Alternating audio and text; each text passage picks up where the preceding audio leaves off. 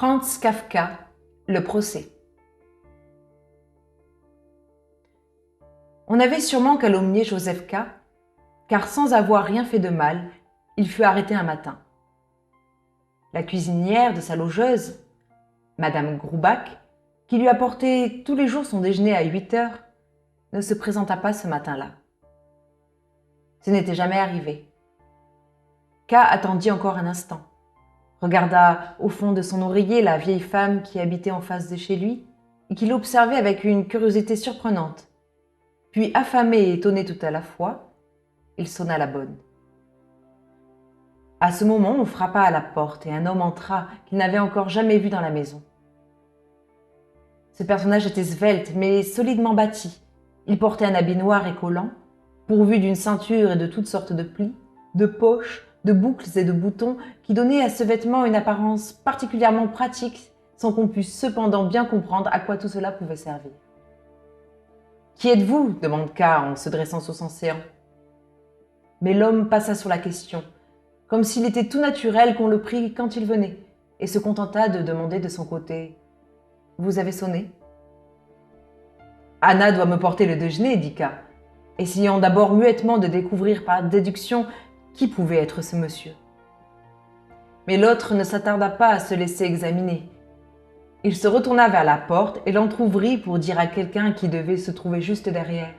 « Il veut qu'Anna lui apporte le déjeuner !» Un petit rire suivit dans la pièce voisine. À en juger d'après le bruit, il pouvait se faire qu'il eût là plusieurs personnes. Bien que l'étranger pût apprendre de ce rire rien qu'il ne sût auparavant, il déclara « C'est impossible !» à K sur un ton de commandement. « Voilà qui est fort !» répondit K en sautant à bas de son lit pour enfiler son pantalon.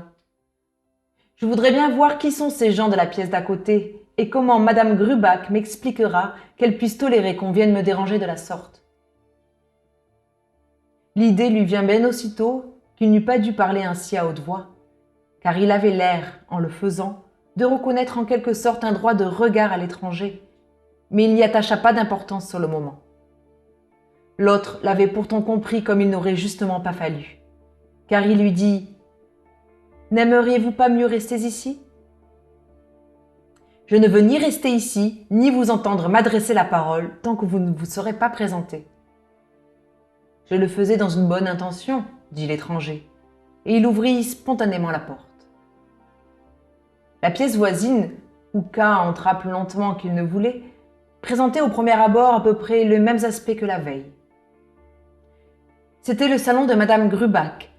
Peut-être y avait-il dans cette pièce encombrée de meubles, de dentelles, de porcelaine et de photographies, un peu plus d'espace que d'ordinaire. Mais on ne s'en rendait pas compte en entrant. Et d'autant moins que la principale modification consistait dans la présence d'un homme assis près de la fenêtre ouverte et armé d'un livre dont il détacha son regard en voyant entrer Joseph K.